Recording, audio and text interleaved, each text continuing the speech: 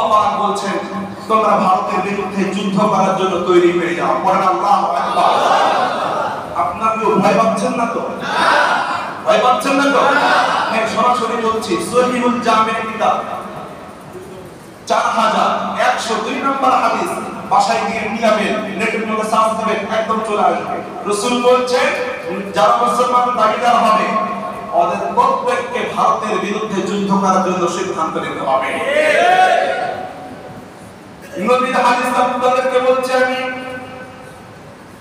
ভারতের কাজ হলো, মুশরিকদের কাজ হলো মুসলমানদের মধ্যে ডিভাইড তৈরি করে মুসলমানদেরকে জ্বালিয়ে পুড়িয়ে শেষ করে দেওয়া, পানিবন্দী করে মেরে ফেলা।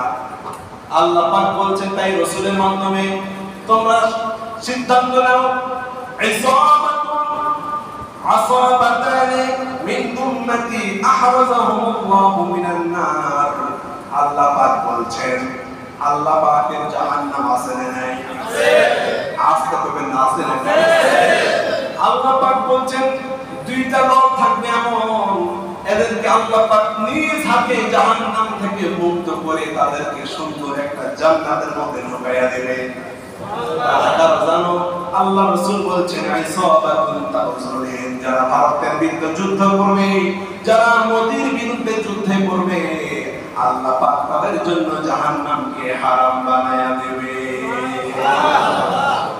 আপনারা কি চান আপনাদের জন্য জাহান্নাম হারাম হয়ে যাক? সবাই কি চান? তাহলে মুসলমানদেরকে হিন্দুস্তানের বিরুদ্ধে যুদ্ধ করার জন্য তৈরি হতে হবে। চিন্তা করো ঠিক কি? আরেক দলের কথা রাসূল বললেন, নাসাই শরীফের হাদিস, হুজুর বলছেন আইসাবাতুন তাকুনু মা ঈসা ইবনে মারইয়াম, যারা হযরত মারইয়ামের ছেলে ঈসার সাথে দাজ্জালের বিরুদ্ধে লড়াই করবে, আল্লাহ পাক তাদের জন্য জাহান্নামকে হারাম বানিয়ে দিবে। সুবহানাল্লাহ। আমার রাসূল এই কথা বললেন, বলে চুপ রইলেন, একদম চুপ, সাইলেন্ট। কতক্ষণ পর নিচের দিকে আমরি দিয়া হুজুর কাঁদলেন, একটু পর হুজুর হাসলেন, পড়েন আল্লাহু আকবার। সাহাবায়ে কেরাম প্রশ্ন করলেন, ইয়া রাসূলুল্লাহ, এই যে আপনি হাসলেন আবার কাঁদলেন, কারণটা কি বুঝলাম না গো রাসূল।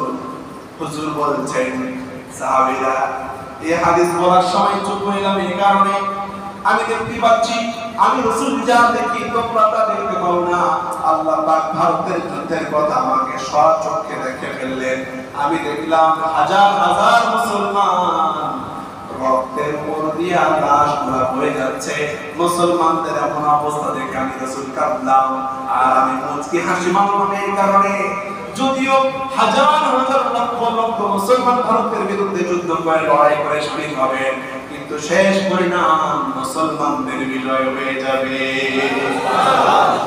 হযরত আবু হুরায়রা বলেন, হুজুর আপনার কাছে রিকোয়েস্ট করি, আপনি দয়া করে আমার জন্য আমার নামটা ধরে দোয়া করেন, আমি যেন আবু হুরায়রা ভারতের বিরুদ্ধে লড়াই করতে পারি। বলেন আল্লাহু আকবার।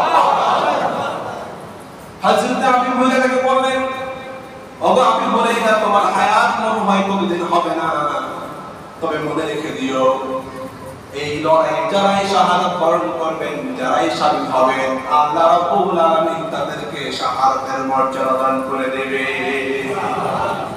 প্রিয় বন্ধুগণ, আমার রাসূল বলেন, তবে এমন সময়, যে সময় ভারতের সাথে মুসলমানদের যুদ্ধ হবে, এমন সময় গোটা বিশ্বের মধ্যে মুসলমানদের মধ্যে দুই ভাগ তিন ভাগ হবে। এক ভাগ সরাসরি যারা মসজিদে নামাজ পড়তে এসেছেন, আপনারা কি সরাসরি ভারতের বিরুদ্ধে রাসূলের হাদিস অনুযায়ী যুদ্ধ করতে রাজি আছেন? ইনশাআল্লাহ। হাত তুলেন সবাই, লিল্লাহি তাকবীর, লিল্লাহি তাকবীর।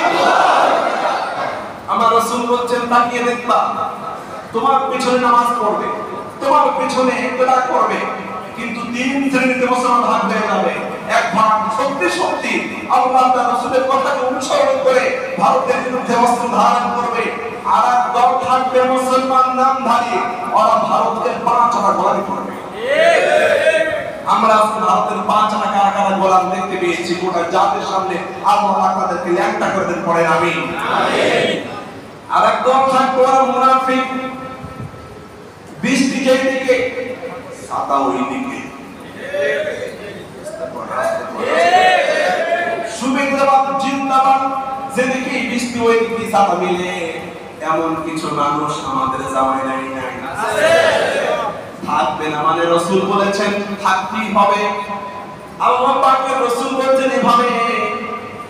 ও প্রিয় মুমিন মুসলমান, তোমরা হতাশ হবে না। তোমরা খেয়াল করে দেখবে, যখন ভারতের সাথে মুসলমানদের যুদ্ধ শুরু হয়ে যাবে, জালেমগুলো এক দেশ থেকে আরেক দেশে পালানোর জন্য লাইন দেওয়া শুরু করবে।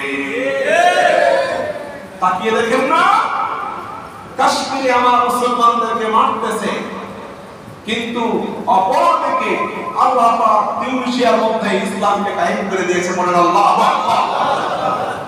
মায়ানমারে মুসলমানদেরকে মারে, আর মরক্কোর মধ্যে আল্লাহ পাক ইসলামের ঝান্ডা উত্তোলন করে দেন। বাংলাদেশের মুসলমানদেরকে যখন মারে, আলহামদুলিল্লাহ আমাদেরকে পাকিস্তানি বলে গালি দেওয়া হয়। কি আজীব কাহিনী! জীবনে পাকিস্তান চোখে দেখলাম না, তবে পাকিস্তানে যদি আমার মুসলমান থাকে, ওই সমস্ত মুসলমানের পক্ষে আমি আসি না নাই? ভারতের মধ্যে মুসলমান আছে, মুসলমানদের পক্ষে আমি আসি না নাই? আমাদেরকে যতই রাজাকার বলো, যতই যুদ্ধাপরাধী বলো, কোনো লাভ নাই। আলহামদুলিল্লাহ বাংলাদেশ একটা স্বাধীন রাষ্ট্র গঠন মুসলমান, ঠিক না? আল্লাহ পাক বলেন রাসূলের মাধ্যমে এই সময় ভারতের সাথে যুদ্ধটা হবে, এই সময় তাকিয়ে দেখবে ভারতের আশেপাশে রাষ্ট্রগুলা ইসলামিক হুকুমত কায়েমের জন্য উদ্ধার হয়ে যাবে। আল্লাহ পাকের রাসূল সঙ্গে সঙ্গে তিনটা দোয়া করতেন, আয় আল্লাহ গুজরাতুল হিন্দ হয়ে যাবে, ভারতের সাথে যুদ্ধ তো হয়ে যাবে, ও আল্লাহ তোমার কাছে দোয়া করছি। এক নাম্বার দোয়া, আল্লাহ গো মেহেরবানি করে আমার সকল উম্মতকে একসাথে মেরে ফেলবা না। আল্লাহ বলেন কবুল করে ফেললাম। হুজুর দুই নাম্বার দোয়া করলেন, রব্বুল আলামিন তোমার কাছে দোয়া করি দারিদ্রতার ভয়ে কোন মুসলমান যেন ঈমানটা বিক্রি না করে। আল্লাহ কবুল করেছেন। শেষ দোয়া করলেন, আল্লাহ ওই ভারতের যুদ্ধের সময় গোটা দুনিয়ার মুসলমানকে তুমি এক করে দিবা। কিন্তু জিব্রাইল বলছে, হুজুর এই দোয়া কবুল হবে না, কারণ আবু জাহিল মারা গেছে, ওদের নাতি পুতি আছে না? আসতে বলতেন আছে না? এই দোয়া কবুল হয় না, কারণ আবু জাহিলের নাতি পুতি থাকতেই হবে, নতুবা ফাইনাল খেলা হবে না। আমাদেরকে বলছে এই আসো খেলা হবে। আরে আবু জাহিলের নাতি পুতি না থাকলে খেলবো কেমনে?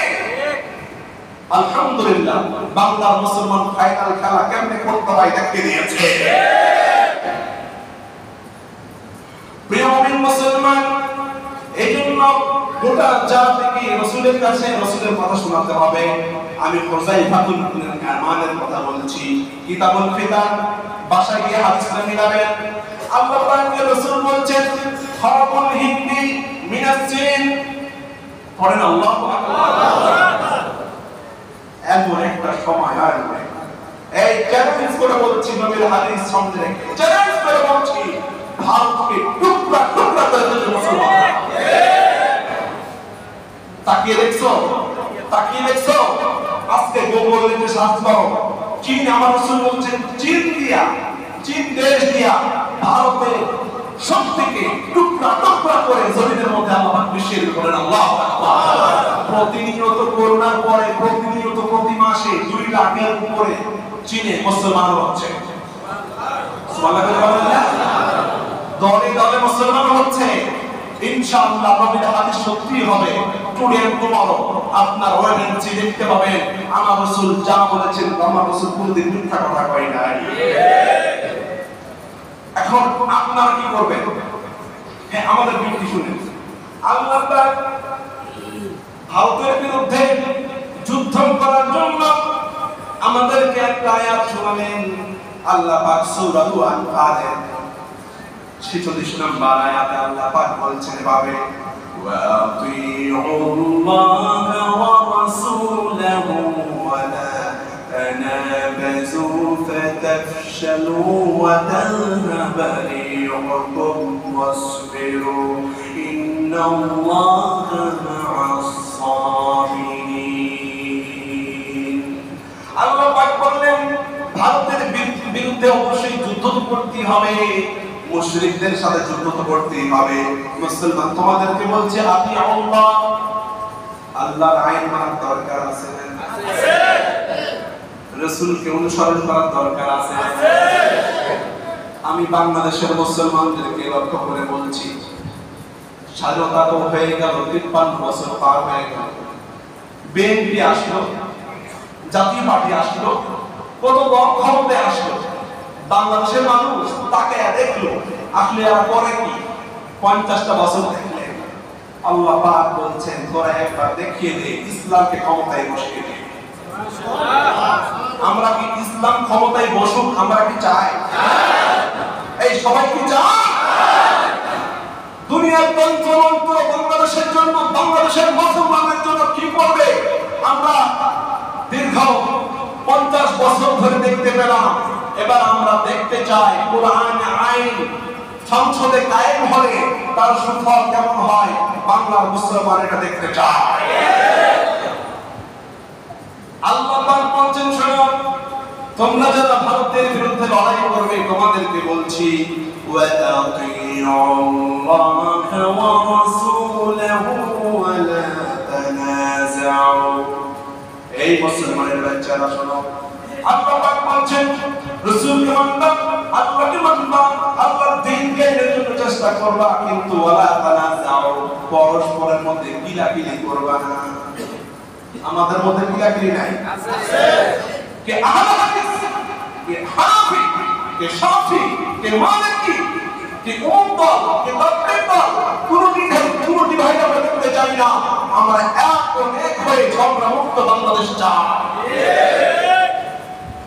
আল্লাহ পাক বলেন এমন সময় ভারতের বিরুদ্ধে লড়াই করবে, এই সময় তোমরা যদি ঝগড়া করো ওয়ালা তানাযাউ, আগে তো বললেন তোমরা ঝগড়া করবে না, এরপর তোমরা যদি ঝগড়া করো ফাতাফশালু, আল্লাহ পাক বলেন তোমরা ছিন্ন বিচ্ছিন্ন হয়ে যাবা। যে বিজয় হাজার হাজার লক্ষ লক্ষ মানুষের রক্তের উপর দিয়া আমাদের সামনে আসলো, যে স্বাধীনতা আসলো, আমরা যদি এখন বিভিন্ন দাবির নাম দিয়া কেউ চিন্তা করে সচিবালয় ঘেরাও করবো, ঠিক না? 15 বছর তোমাদের দাবি করেছিল, তোমাদের জিজ্ঞাসা করে আনসার ভাইরা 15টা বছর হাজার হাজার লক্ষ লক্ষ মানুষকে মেরে ফেলার সময় তোমাদের জালিম সরকারের কাছে তোমার দাবি ছিল না কেন? মাত্র তারা ক্ষমতায় আসলো, এখনই সচিবালয় ঘেরাও করে আমাদের দাবি মানতে হবে, মানতে হবে, এই ধরনের ভাঙবাজি বাংলাদেশে করবে না। কথা তো ঠিক না? ঠিক।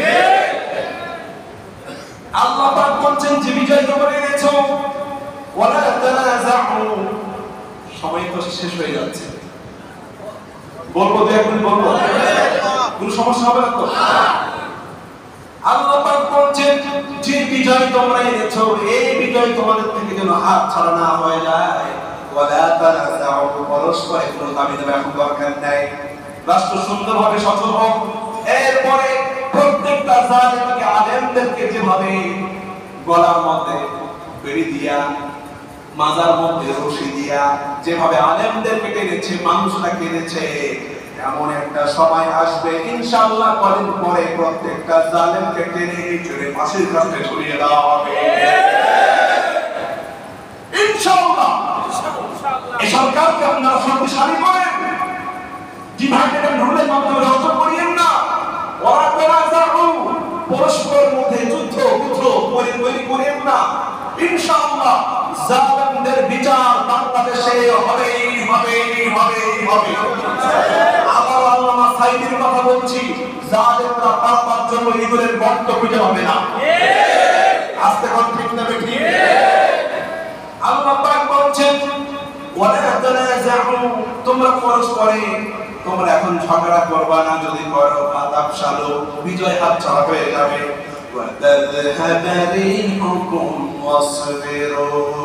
শুধুই বিজয় হাতছাড়া হবে না, এখন যদি আমাদের মধ্যে ঝগড়া শুরু হয়ে যায়, আল্লাহ বলছেন বাংলাদেশ সহ যে রাষ্ট্রের মধ্যে কাজগুলো হবে, বাংলাদেশের দেউলিয়া রাষ্ট্র চূর্ণ বিচূর্ণ হয়ে যাবে। কাজেই গোটা জাতিকে বলা হয়েছে অসবিরু, তোমার কি দরকার? তোমার জাতীয় দরকার আনসার বাহিনী, শোনো অস্ত্র সবর করো। তোমার কি দরকার, তোমার কি দাবি, অস্ত্র একটু ওয়াইট করো, ধৈর্য ধারণ করো। ইনশাআল্লাহ ইনসাফ ও আদালতের মাধ্যমে প্রত্যেকের দাবি নিশ্চিত করা হবে বাংলাদেশে। আল্লাহ পাক তাই বললেন, যদি এই কাজ করতে পারো, ইন্নাল্লাহা মা'আস সাবিরিন, নিশ্চয় আমি আল্লাহ পাক যারা সাবের করবে, সুন্দর একটা রাষ্ট্র উপহারের জন্য আমি আল্লাহ নিজেই তাদের পাশে আছি। পড়েন সুবহানাল্লাহ।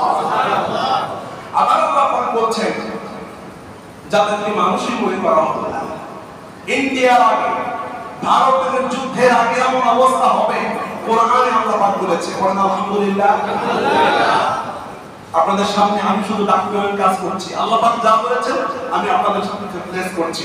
আল্লাহ পাক বলছেন, ছোট্ট ছোট্ট পুত্র যাদের দাবি, যাদের কথা কেউ শুনে নাই, যখন দাবি চাওয়া হয়েছে শুধু গুলি করেছে, ভয় দেখিয়েছে, মামলা মোকদ্দমা দিয়েছে, মানুষকে মিথ্যা মামলা দিয়ে 10-12 বছর 15 বছর আপন বাড়িতে ঘুমাইতে দেয় নাই। যারা এমনটা করেছে, শোনো শোনো, আমি আল্লাহ পাক বলছি, অনুরুদ ওয়া নুরীদু আন নাকুনা আলাল্লাযীনা ইসতুদঈফু